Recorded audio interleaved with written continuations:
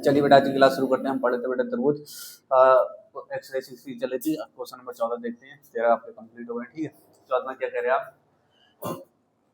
देखो question number 14 दी गई आकृति में ए बी सी, कौन सा ए बी सी और ए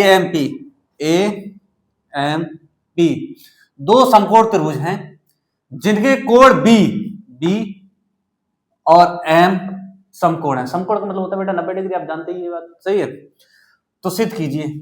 सिद्ध क्या करना है? त्रिभुज ए बी सी समरूप है त्रिभुज ए एम पी, इसके क्या है? समरूप है। ठीक है, और ये वाला जब ये समरूप है तो ये तो हो ही जाएगा, उसके बट्टे में करके अनुपात वाला पेन में लगा दोगे और आ जाएगा आपको। ठीक है, चलो इसको करते हैं।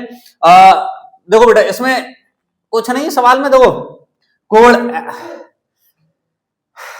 पहले लिख देते हैं त्रिभुज ए बी सी और त्रिभुज ए एम पी में, ये लिख दिया हमने, सही है। कोण बी बराबर कोण एम, कोण क्या है? एम कितना बेटा? ये है आपका बेटा 90 डिग्री, यानी कैसा? समकोण है। क्यों? समकोण है, इसलिए हो गया। ठीक, दूसरी कंडीशन आप क्या लगोगे? देखो ध्यान से देखो बेटा, कोण ए जो है वो कोण देखो इसमें पी ए एम है और इसमें क्या है? बी ए सी है, इसमें दोनों के लिए उभयनिष्ठ है। तो कोण बी हम लिखेंगे कोण बी ए सी, कोण बी ए सी बराबर कोण पी या नहीं ऐसा लिख दो एम ए पी बराबर है, कैसे बेटा? उभयनिष्ठ है।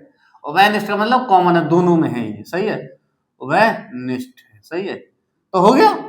लो भाई दो डबल ए कसौटी से आप इसको लगा दो, डबल ए कसौटी, दो कोण एंगल आगे बराबर कर दो, तो हम लिख देंगे त्रिभुज आपका के एबीसी और त्रिभुज ए एम पी क्या है? समरूप है। ये वाली ये आप लिख दो, ठीक है, और डबल ए कसौटी लिख देना, समरूपता की डबल ए कसौटी से। हो गया, बस हो गया सवाल।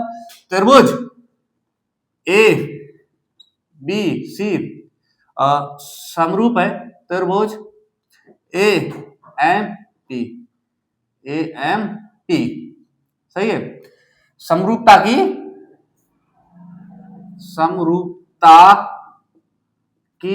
डबल ए कसौटी से, डबल ए कसौटी से हो गया, सही है। ये हो गया, पहला सिद्ध हो गया। आपका पहला जो कंडीशन थी वो हमने यहां से आपकी कंप्लीट कर दी, सही है। ये हो गया।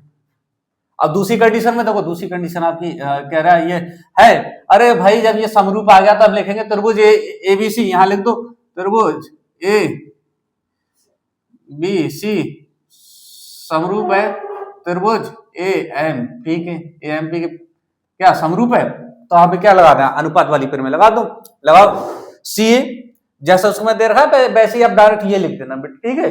अब डायरेक्ट ये लिख देना, आपको पूरा आंसर आपको सही है, कंप्लीट। आप जैसे ये दे रखा है वैसे, जैसे दो कोई सी भी त्रिभुज की दो भुजाओं का अनुपात और उसकी भी दो भुजाओं का अनुपात क्या होता है?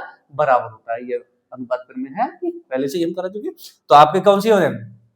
सी ए, उसमें तो पहले सी ए दे रखा, तो सी ए ये वाली ले ली इसकी, और इसके क्या पी ए, इसकी बड़ी वाली ले ली, फिर इसकी क्या बी सी ये वाले ली, फिर उसकी क्या एमपी ले ली होगी, एमपी होगी। लो हो गया, ठीक है। तो आप देखेंगे हाँ सी ए अपॉन इसके लिए सी ए अपॉन, अब ये वाली बी सी ले लो, सही है, बी सी बराबर, फिर इसका क्या लिया?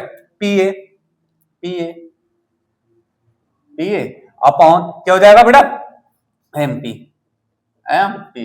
अब देखो इसको इधर कर दो, उसको इधर कर दो, बस हो गया आंसर। क्या होगा? सी ए अपॉन, या अनुपात पर में से यहाँ लिख देंगे अनुपात, समानुपात पर में या अनुपात पर में से, सही है, पर में से ये हो जाएगा सी ए अपॉन पी ए और ये हो जाएगा B C upon M P. ये आपसे वो क्या करा रहा है? प्रूफ करा रहा है। ये हो गया आपका प्रूफ, सही है।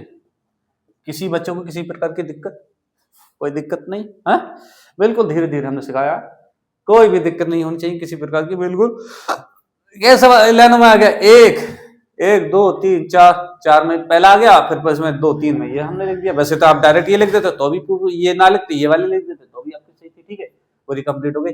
5-6 लेने में आपके सवाल हो गए। जब भी आएगा बेटा, जब 2 स्टेप चलता तो 4 नंबर का, वो मान लीजिए 4 नंबर में ही आएगा।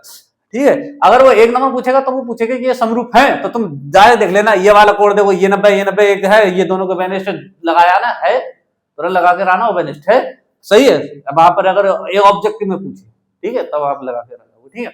हाँ, ऑब्जेक्टिव में पूछे वाला पूछेगा क्या है समरूपता के 1 नंबर का पूछ जरूर है। त्रिभुज 2 त्रिभुज दे रखा था, बताइए कि कौन से है, तो आपको देखना है किस हिसाब से है, उसी हिसाब से जौन सी भुजा उसमें पहले की दे रखी हूँ, वही भुजा दूसरे की हूँ बराबर अनुपात वाली, तभी उसी को लगा कराना। ठीक है, तभी आपका जो है आंसर वो आपका कंप्लीट आएगा, सही एकदम बढ़िया आंसर आएगा। ठीक है,